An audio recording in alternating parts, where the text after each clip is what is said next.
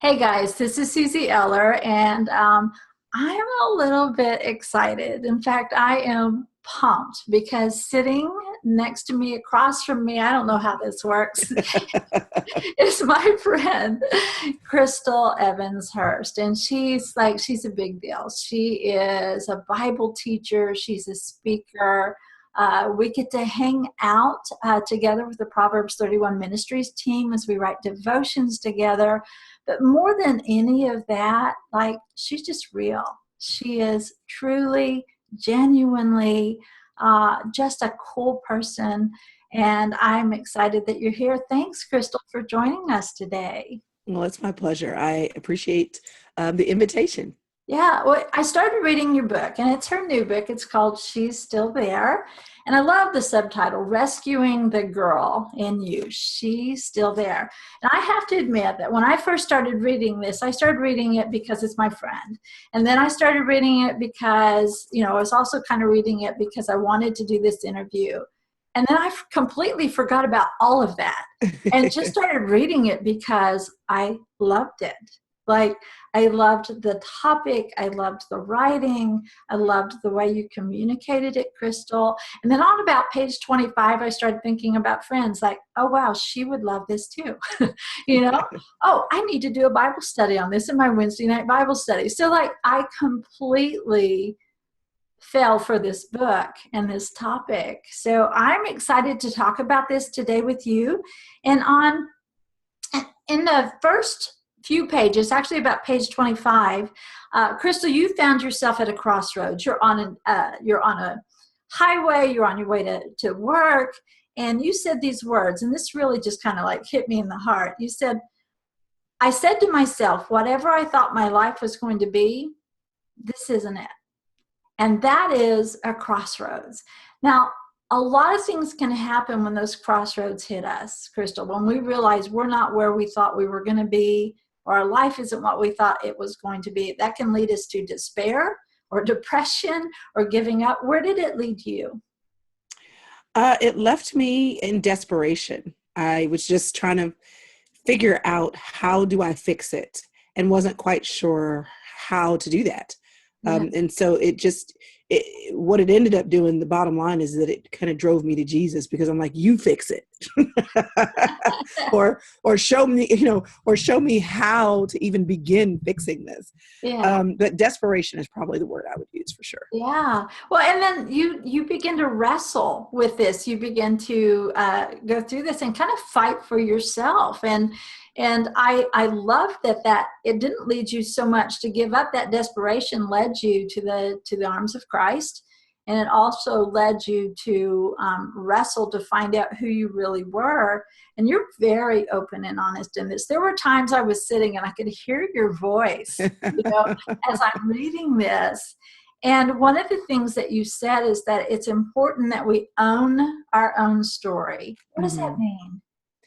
Well, I think part of the reason why we exist with parts of our lives that hurt, that we're disappointed with, that make us feel numb, that we ignore, is because we're not owning up to the fact that there's something wrong. Sometimes it's because we feel like if we stop to think about what's wrong, that we don't have time to do that. Sometimes it's because we don't want to really admit that where we are, we don't like it. We don't want to admit it to ourselves. We don't want to admit it to anyone else. Wow. But in the same way that pain in the physical body is information that we need to be attentive to and to deal with. And if there's something that doesn't feel right, if you ignore it for too long, it probably can get worse. That's the same way with emptiness in your soul, with desperation in your heart, with struggles in your mind.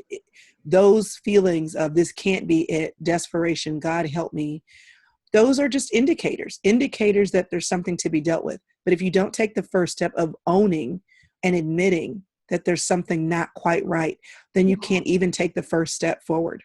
Right. I have parts of my life I look back and man, I would just like to go like bury them, bury them in a field somewhere and never see them again. And yet I started praying this way, Chrystal, is Lord, instead of looking at this with guilt or angst, I'm going to look at it with anticipation. Because if I bring it to you, if I own it and I bring it to the light, then you can do something with that. Yeah. You know? Yeah. It reminds me of checkups. I mean, my toe has been a thing, it's something I've talked about. But, I have to go back every 3 months to get an x-ray for them to double check and make sure everything's okay.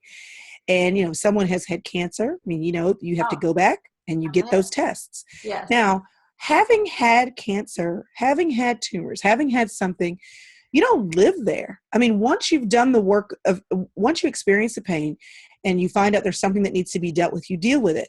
The checkups are not supposed to be grovel in it. And when you go back for those exams, there is an anxiety about it. You're hoping that everything's clear, but you're not living in the space of desperation.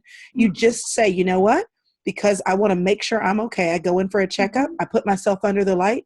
I look inside, make sure everything's okay, only to anticipate moving forward. The focus is always on moving forward. The problem is there are a lot of people who don't want to go in for the checkups. They don't want to deal with the pain and they don't want to go in for the checkups, but the light is there not to hold you hostage to the pain or the devastation. It's just to make sure that you are whole in moving forward. That's the only purpose that it serves, is moving forward. I love that. Well, and you share something. It's kind of a pathway to finding out that she's still there. And to be honest with you, Chrystal, there's some of us that honestly, I didn't find out there was even me in there until later in life. It's not she's still there. It's like, where is she? Yeah, exactly. So I think that this is really helpful. You talked about a pathway kind of called GAIN. Yes. Gaining perspective. And so it was an acronym for kind of a pathway to do that. Can you tell me a little bit about that? Yes. I'll tell you, it didn't start out as nice and neat as that. I was on that first job and hating it. And I sat down and wrote down strengths and weaknesses, likes and dislikes, personality. I was trying to figure out what about me would give me clues to how to make shifts in my career. Well, over the years, that piece of paper has gotten a little more fancy and I've taken a few personality tests. And so gain a new perspective is my simple way of saying, looking at your gifts, your abilities, your interests, and your nature. Gifts are things that come natural to you. So some people are natural helpers, encouragers. Some people are naturally good with numbers. Some people are naturally good with words or are naturally artistic. Skills are things you can develop. It may be something I'm naturally good at and I enhance, or something I learned to do from the get-go. Interests are things I'm passionate about. They're the things that set my soul on fire. I can't stop talking about it. And your nature is your personality or your bent. So like, just to give an example that puts flesh on this, if I can sit down at the piano and I have an ear and I can naturally pick up music and play, that's a gift. If I don't have that gift, but I went to piano lessons for 10 years of my life, I have the ability to play. I may not have the gift of music or the ability to play, but if you get me talking about my favorite genre of music or put my favorite person in town and I buy a front row seat to that concert, that's my passion. And then my personality is what I look like at that concert. Am I just quiet and taking it all in? Or am I banging my head up front with my hair flailing all around? You know what I mean? So that's just kind of a picture of that. Yeah. And then when you gain a new perspective on what God has put in you, and then you look at what is outside of you, what has happened to you experientially, or the opportunities that God has either caused or allowed. When you look at what's in the container of your soul and what has impacted the container of your soul, that gives you hints with what to do next. Now, it may not answer all the questions of life ever, but it certainly does give you a clue as to, God, what can I do right now? What one step can I take to honor the gift of me? And that's the only thing really we ever can do, is one next step. Yeah, that is great. I've always said that, like, I want to one day, and I don't know what this day is going to be, but one day when I'm 90 or 95 and the Lord's like, it's time for this girl to come on home, I pray that the day before that I learned something new, that the Lord showed me something brand new, either about myself or about him or about life or about ministry. And I think that this is a really helpful way to do that. So it's not like a one and done deal, right? This is lifelong. No. And I think that's what's so encouraging to me for different people in different seasons.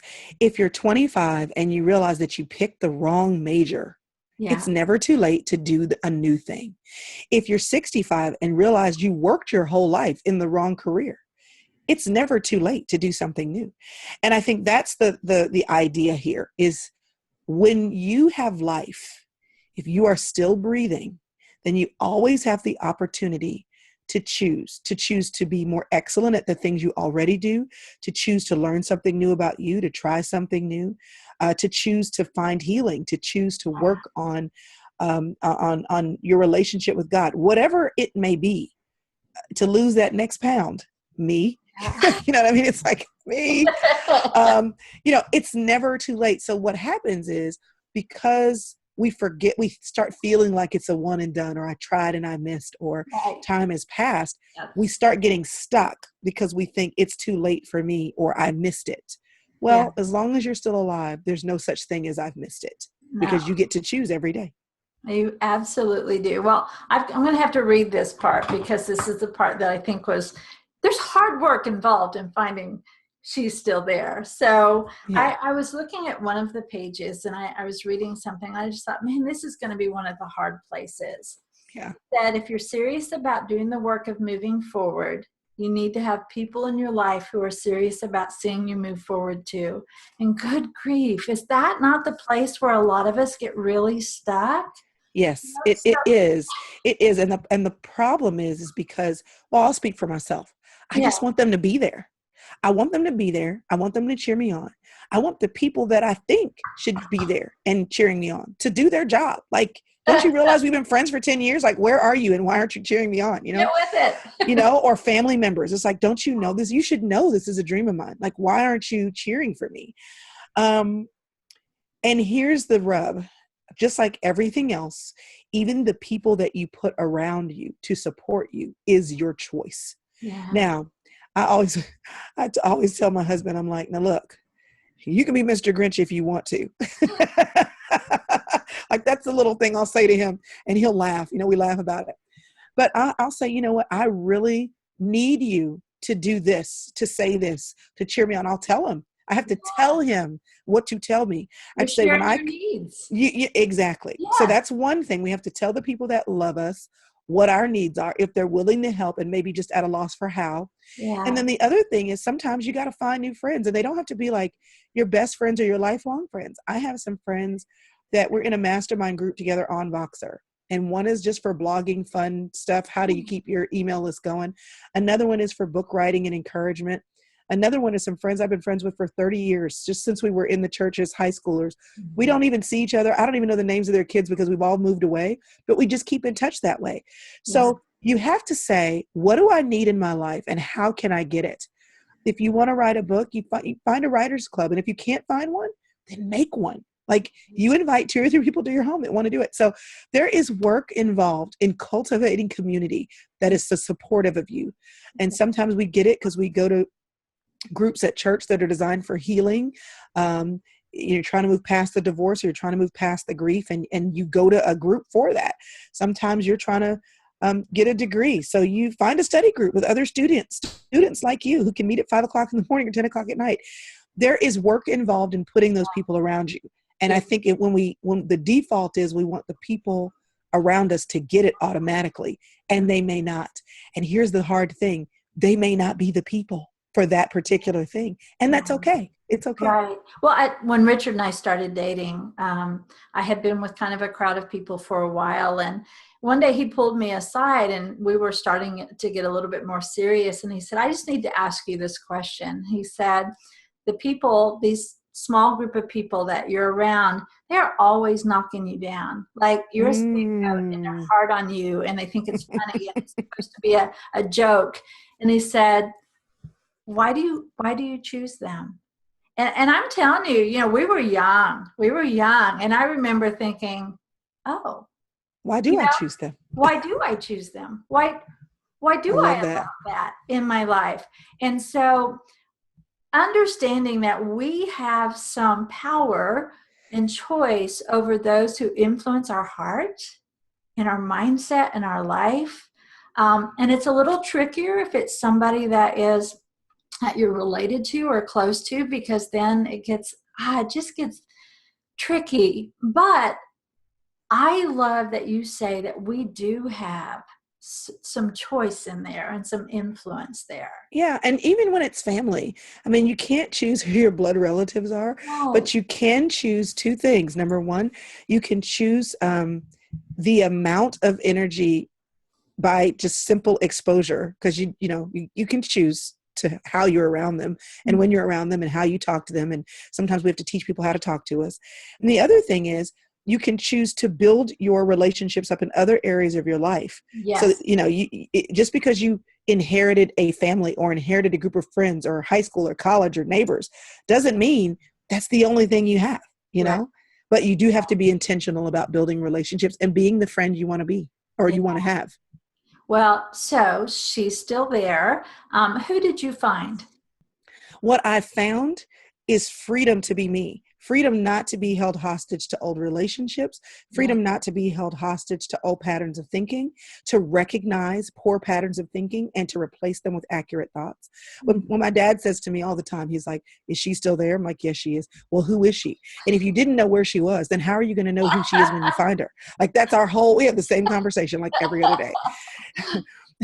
And so one of the things that I've realized is that Chrystal, the journey to Chrystal really ultimately is the journey to Jesus. Jesus's reflection in Chrystal and the specific things about me that he's created. However, because it's a journey, I move and I change, and how I described myself in my 20s is different than I did in my 30s. It's different than I do in my 40s. So in my 30s, shoes was the name of the game. In my 40s, Converse. I just want as many different colors of Converse as I can get, and I could care less. So there's freedom for me to feel, because I realize that in holding feelings back, it's not necessarily always healthy. So Yeah. I cry a little bit more and I'm less embarrassed about it. There's freedom for me to set boundaries. There's freedom for me to say, you know what? I am a high feeling, high achiever, highly energetic people person who likes to be alone with a book. I can say that. Mm. And some of this, Suzie, comes with age. I mean, don't you think you just know more Oh, about yourself, yes. So there's this self-realization that happens just because you spent more time with yourself. Mm-hmm. But the layer that knowing Jesus puts over it is he helps you to discover what he's put in there for you to find. It's almost like you can know who you are with time and age and all that, but there are goodies that Jesus has left Yeah. that only shine bright when he's in there to shine a light on it. And then you see who you are around certain people or in certain places or in certain situations and who he wants you to be. So, when my dad says, Chrystal, well, who is she? I'm like, it's a really hard question to answer in one sentence. But what I can tell you is as I discover who God has created me to be, I'm freer and freer to walk in who that is, instead of trying to figure out if it pleases people, if it measures up, or if it even meets my own standard of expectation. I've just decided that whatever Jesus has put in there, I want to own and walk freely in. Free to be who Free to be Jesus me. made you to be. I love that. Well, this book is going to be used as a resource for an amazing study with the Proverbs 31 online Bible studies, and thousands have signed up. I hope that if you haven't, that you'll go over to proverbs31.org and sign up, so you'll get to see a lot more of Chrystal. And She's Still There is truly a book that I think that you should read for yourself and then leave it somewhere with a note for someone else and let them find out that that person, that freedom is inside of them too. So how can they find you, Chrystal? They can find me online at ChrystalEvansHurst.com, everywhere on social media at Chrystal Hurst. And then anything they want to know about the book is shestillthere.com. Okay. Well, as we end this, I know, because it happens every time, that there's someone listening right now who's saying, not me, them, but not me. Yeah. Will you pray for her right now? Yes, absolutely. Lord Jesus, I thank you for the gift of life that you have given to anyone who is watching or listening today. I thank you for that life because we are each uniquely and divinely created. There will never be another person who is like the person who is in the skin of any person listening or watching right now. We are an unrepeatable miracle. And so I pray for the woman or the girl, the teenager, the young adult, the lady in a later season of life who's watching and listening right now, who doesn't